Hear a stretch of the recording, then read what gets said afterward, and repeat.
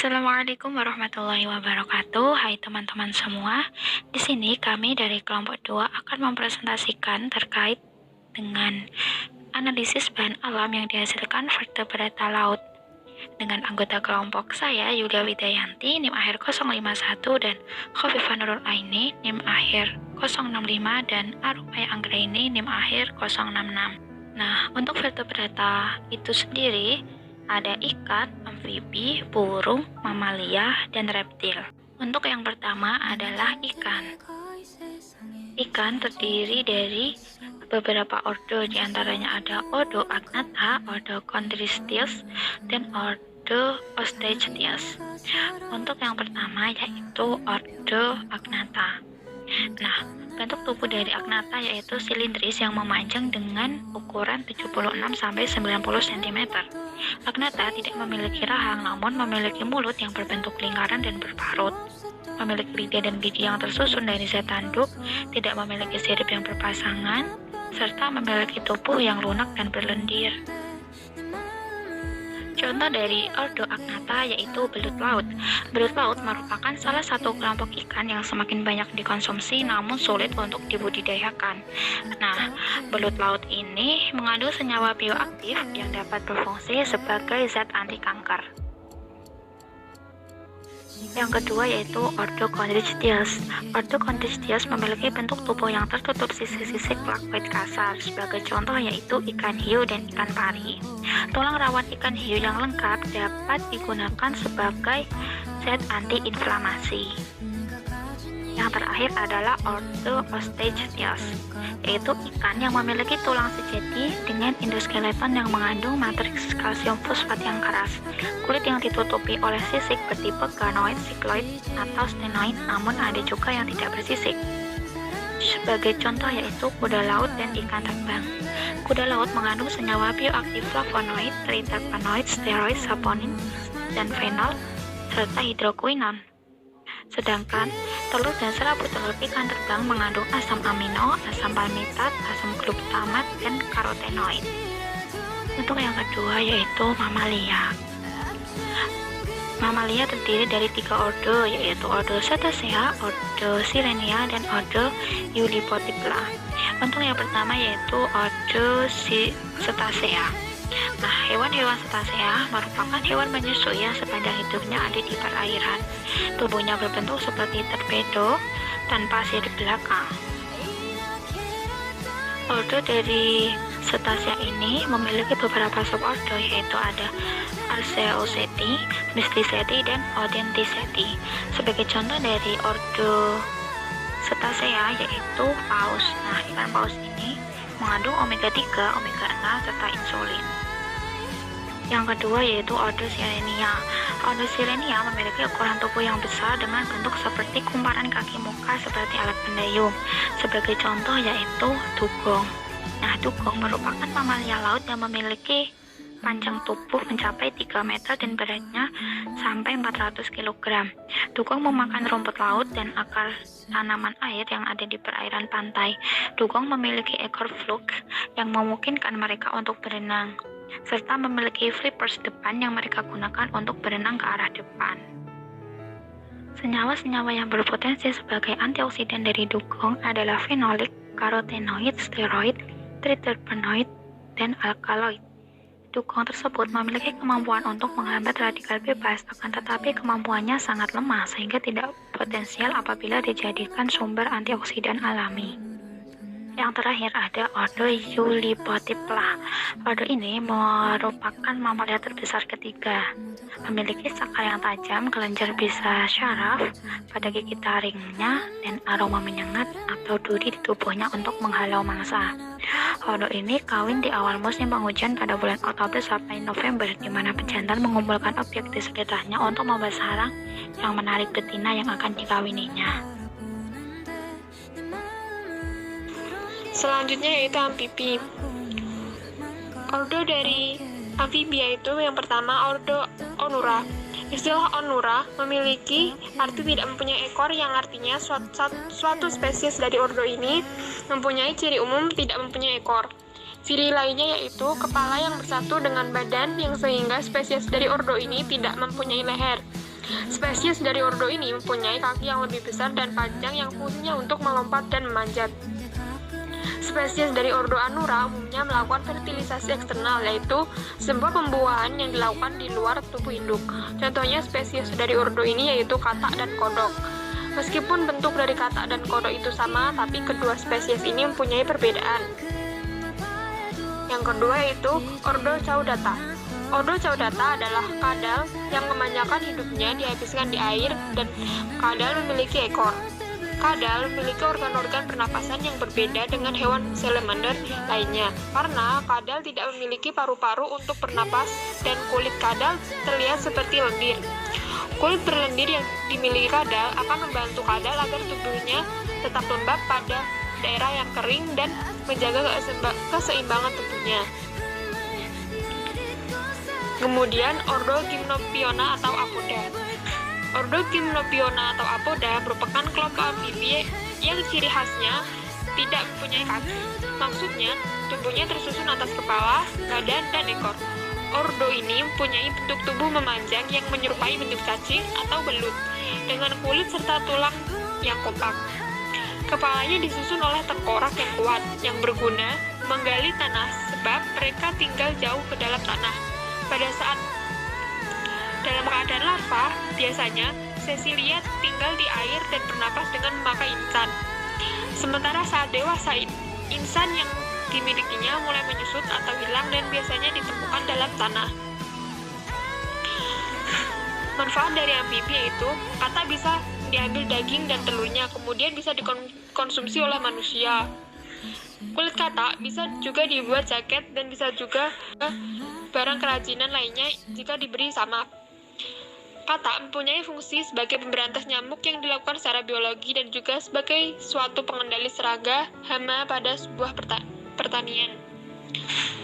Katak juga bisa digunakan dalam sebuah tas kehamilan yang seperti bufo melanocyticus karena bisa menghasilkan hormon perang gonad yang efeknya sama dengan hormon perangsang gonad yang terdapat dalam sebuah urin wanita hamil.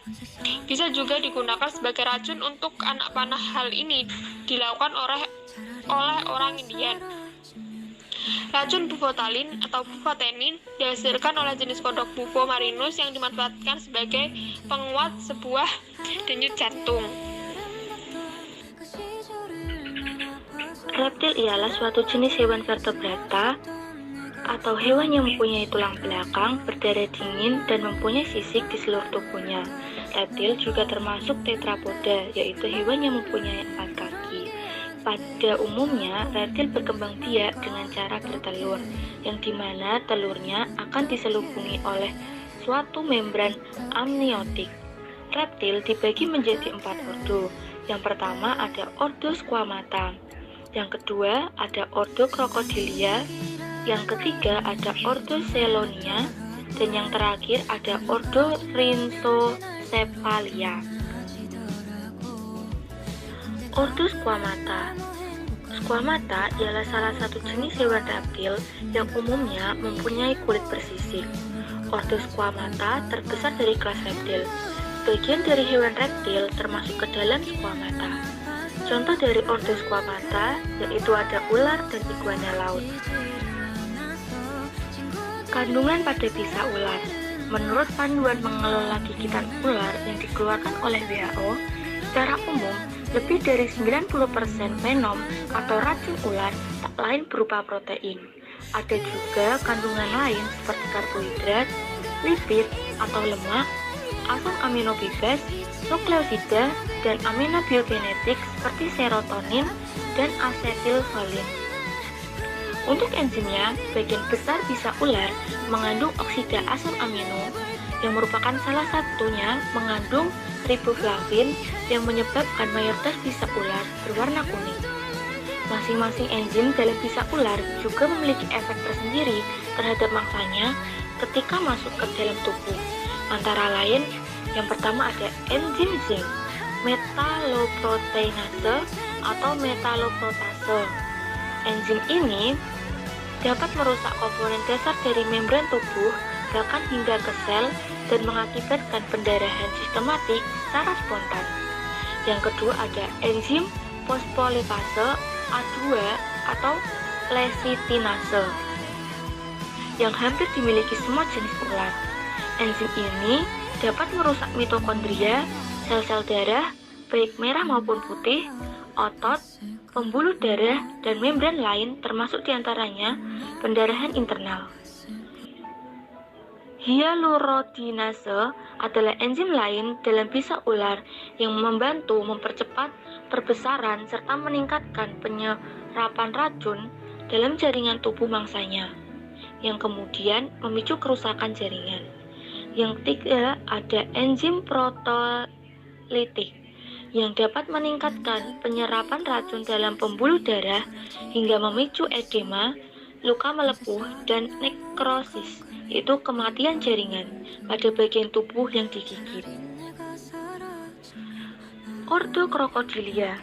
Bangsa buaya ialah salah satu jenis dari ordo ini. Ordo Crocodilian mempunyai sebuah sisik yang tebal dan terbuat dari suatu keratin yang diperkuat dengan sebuah lempengan tulang yang disebut skuta yang sebagai pelindung.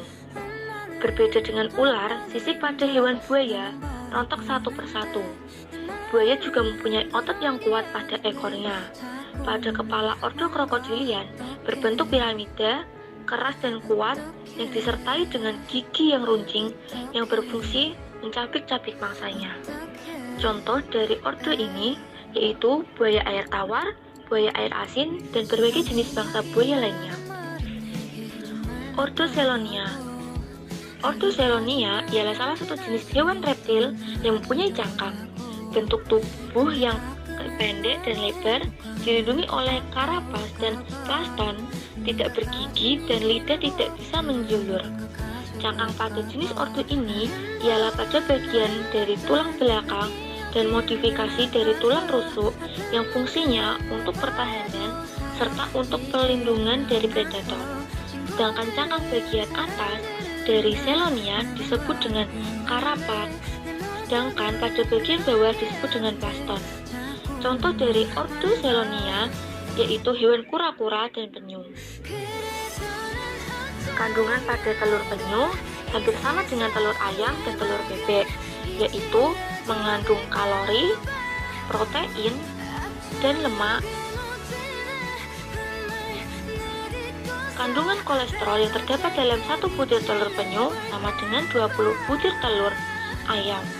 Telur penyu juga mengandung senyawa beracun yang disebut PCB, suatu senyawa organoklorin yang bisa digunakan dalam industri dengan sifat tidak mudah larut di dalam air, tetapi larut di dalam minyak atau lemak. Selain PCB, di dalam tubuh penyu juga terdapat bakteri, parasit, serta senyawa logam berat seperti merkuri dan organoklorin. Ordo Rhynchocephalia. Jenis reptil ini merupakan ordo terakhir dari kelas reptil. Hewan yang termasuk ke dalam ordo ini yakni tuatara, dan satu-satunya spesies yang termasuk ke dalam ordo ini. Dikabarkan bahwa hewan tuatara ini telah hidup sejak zaman dinosaurus. Tuatara ini berasal dari pulau lepas pantai di Selandia Baru. Ciri-ciri pada tuatara ini yaitu mempunyai duri yang berderet di sepanjang tulang belakang dan mempunyai mata ketiga yang fungsinya untuk mengenali sebuah perbedaan antara gelap dan terang. Burung laut. Burung laut adalah burung yang telah beradaptasi dengan kehidupan lingkungan laut. Secara umum, burung laut hidup lebih lama, lebih lambat berkembang biak, dan memiliki jumlah anak lebih sedikit dibanding jenis burung lain. Kebanyakan spesies membuat sarang dan koloni mereka. Beberapa koloni ada yang hanya terdiri dari belasan burung, tetapi ada yang juga sampai jutaan burung. Berikut merupakan beberapa jenis burung laut. Yang pertama ada frigatebird. Frigatebird juga disebut burung bajak laut atau burung man of war. Burung frigatebird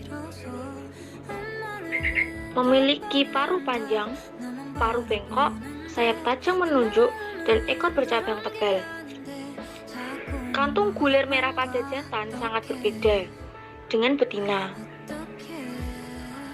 Burung ini terbang tinggi, dan merupakan burung besar yang dapat berputar perlahan dan elegan sebelum menyelam untuk mencuri ikan dari burung lain. Ada 5 spesies dari frigate bird yang memiliki keluarga burung Frigatidae. Yang kedua ada penguin.